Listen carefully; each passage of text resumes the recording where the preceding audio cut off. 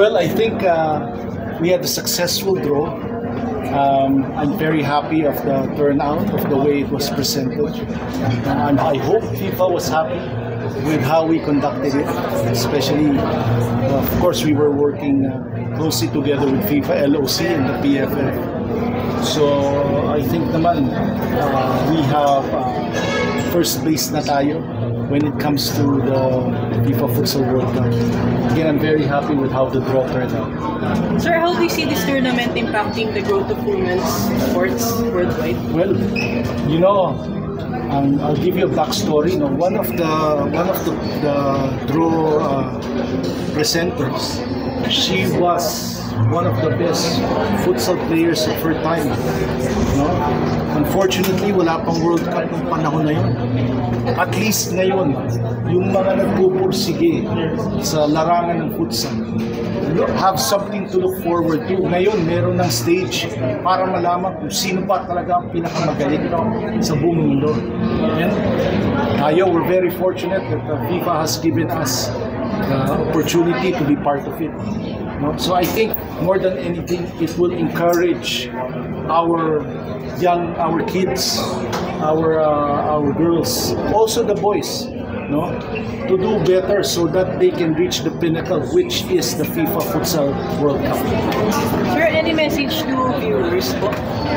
Well, to the fans, if you want fast-paced action, football style, futsal's the game for you. Napakabilis ng laro, ika nga na slogan natin, master the speed. Football is the beautiful game, but if you compare it to futsal, it's so much faster. No? And dyan, tingin ko, lamang na lamang ang Pinoy. We're excited. Okay na? So overall, kahanda natin sir, kahanda ng PFF on this big event. Well, we've been preparing since last year, no? After last June, since we were awarded in May 15 of 2024. So I think we're as prepared as can be. Like I said in my speech, that we have the full backing of the Philippine government, and that's half the battle. So everything else, kailangan magpursige na lang ang PFF at ang local organizing committee para siguraduhin na maayos ang magiging hosting natin ng first ever FIFA Futsal Women's World. So may mga mga leaders na world ibang bansa na pupunta dito, may mga initial na kayo sir? Well, we're hoping no da suportahan nila ang mga teams nila no. If not their presidents or prime ministers, basta support from their government, okay na sa atin yan. Makikita rin naman nila, it's going to be televised worldwide. So they will enjoy the games, even if they cannot make it to country. But of course, we're inviting all of them because we want to show them, again, true Filipino hospitality. Ipagmayabang natin kung gaano kaganda ang bansa natin. Sir, yung sa venue naman, kumusta naman sir yung preparation, especially now na naging I think Pasig na lang yung magiging host. So, no problem because there has been Futsal World Cups, I think, for the men that have been hosted in one venue. So there's a precedent. And it was FIFA who made the decision because of the logistics of it.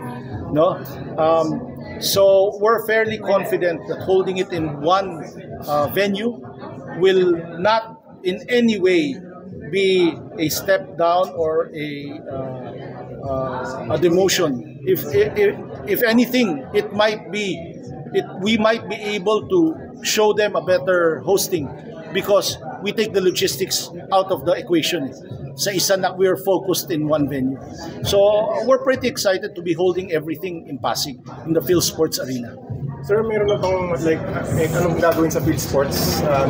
Mayroon bang gagawin ng PFF? Nothing major. Ano lang, we want to get it up to FIFA standards, of course. But FIFA has inspected a number of times and they just have some refurbishments that need doing.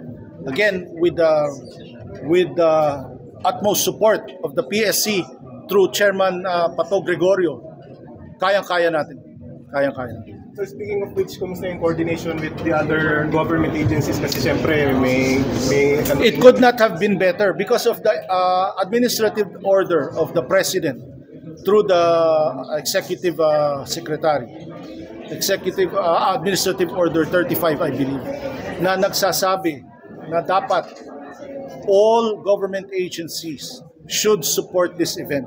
And as chairman of the interagency, the government interagency, I could not have found a better supporter than Chairman Pato Gregorio of the PSC, because siya talagang tumatrabaho for us to coordinate with all the other government agencies.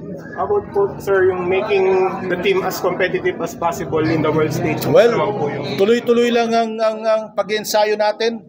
Of course, we're preparing all the way until the first game.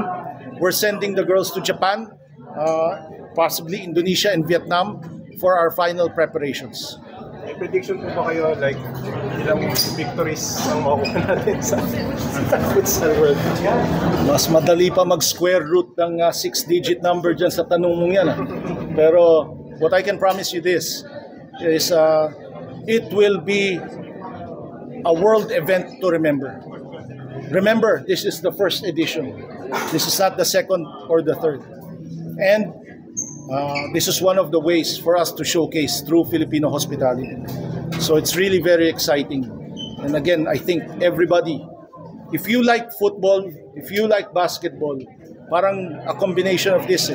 But this one is really, really fast. You'll see. So abangan natin lahat.